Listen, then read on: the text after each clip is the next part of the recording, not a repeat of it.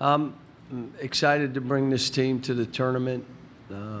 They've really gotten better. They've gotten closer. They've been challenged every possible way. We've had injuries. We've kind of withstood all that stuff, but this is one-game deals. So it's hard, and it's hard for every team. It'll be hard for us. Raise your hand if you have a question. I'll bring the microphone to you. Start with Lindsay. Hey, Cal. Lindsay Schnell from The Athletic. I wanted to ask you not about your game tomorrow, but I was curious, when Rod Strickland took the LIU job, he obviously had worked for you, been on your staff. He wasn't an assistant coach, but did you guys talk when he was thinking about that job? Did you give him advice? What did you think of him taking that job? Well, first of all, we got connected. I knew Rod, but I had a player of mine moving to D.C. to work for FedEx. Needed a place to stay. I called Rod. I said, do you have any ideas? He said, he can stay at my place. I still have the place there. I said, you're kidding me. No. And I said, Rod, I'm always going to be here for you. If you take care of one of mine, I will help you in any way I can. Well, he calls me a year or two later and says, I want to get into coaching. I said, you're with me. Let's go. And what you find out, Rod was the one when I had Tyreek Evans said to me, do you want to hear the good news or the bad news? I said, give me the good news. He said, the good news is Tyreek has the ball 75% of the time. I said, what's the bad news? He needs it 85% of the time. And so, and we went on a run. And he was unbelievable. Ends up being the Rookie of the Year in the NBA. Tyreek did, but that was Rod. And what it tells you is his feel for the game and feel for players is off the charts.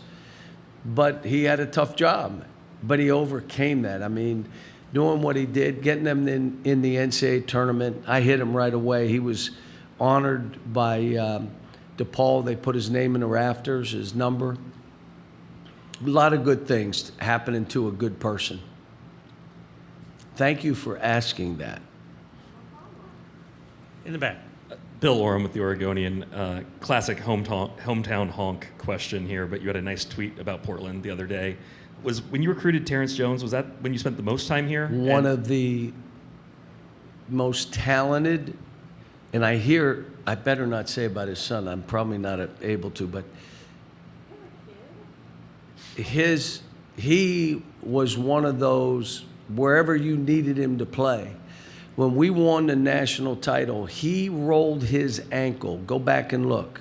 So bad, a normal human would have said, I can't go. He hit the floor twice and got up and finished the game, and we won the national title, and he was a big part of that. So yes, I can't remember the name of the high school, but I do remember this. I had to have a wool cap on because it was a morning practice, and I could see my breath in the gym. And they had sweatsuits on. It was like, do they have heat out here? What's going on? But no, I remember being out. I was out here a lot. I come out for the Summit game, or, I've been out here. Matter of fact, I've been in hotels where I've done recruiting after that game. So. Jackson Fuller, Southwest Times Record. John, Hawaii's size in the front court, a lot's been made of that. Two-parter, what do you see from their front court, and have you spoken with your bigs about challenging them? They have to be ready for this game. Well, they're not only big, they can shoot it. So now you've got bigs that can shoot the ball, that are long, that are 7 foot tall. That it's also our guards understanding how they play.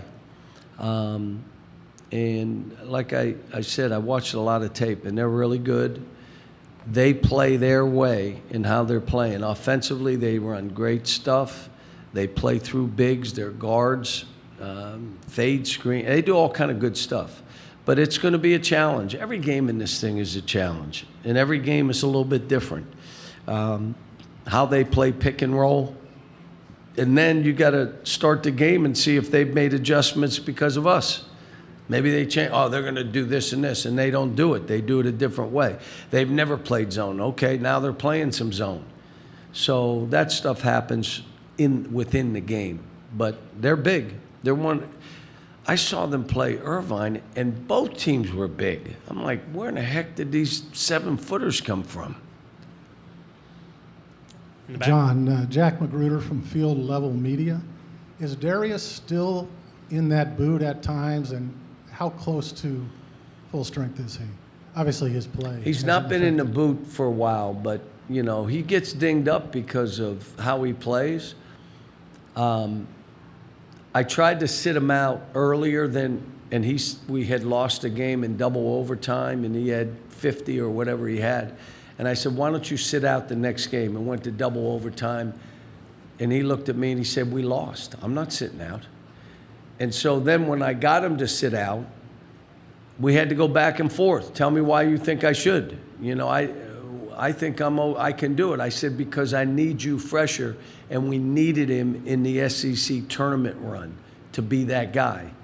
And so I'm glad I did it. I took a chance, but, you know, I said we did the NBA load management. Sit back, let us try to win a game without you. But if he's hurt, you won't know, because he doesn't do that. I looked at him, he said, don't look over here, I'm fine. Up front. Wes Nakama, Warrior Insider. Coach, your players and most of your fans may not be as familiar with Hawaii as a program and the basketball culture out there, but you've been out there for the Maui Invitational, you've been there for the Rainbow Classic.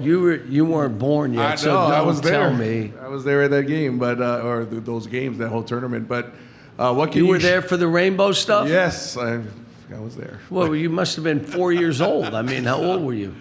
Oh no, I was actually out of college, but Well, you're older than I thought. Go ahead. Anyway, what can you share about your experiences, taking your teams to Hawaii and the basketball culture there, and just your overall experience with Hawaii basketball? Well, again, we did play in the Maui, I think, a couple different times, and we played in the Rainbow. And being there and being able to deal with that whole environment and be able to enjoy it, and then see the fans who were so committed to that program and to the coaches and to the players, it's kind of, it's kind of unique in what they do and how they do it. And I think their fans know how good this team is. What's their record? 24-8. Is it 25-8 or 24? He said 24-8. If you win that many games, you have a really good team. And they have a really good team. And they've got size, and they can shoot the ball. They've got guard play. But no, I have fond memories of those. Now, that's a long trip from where I've been to go out there and play now, but I'd do an exhibition out there maybe. Go out and play, stay a week, have a couple games.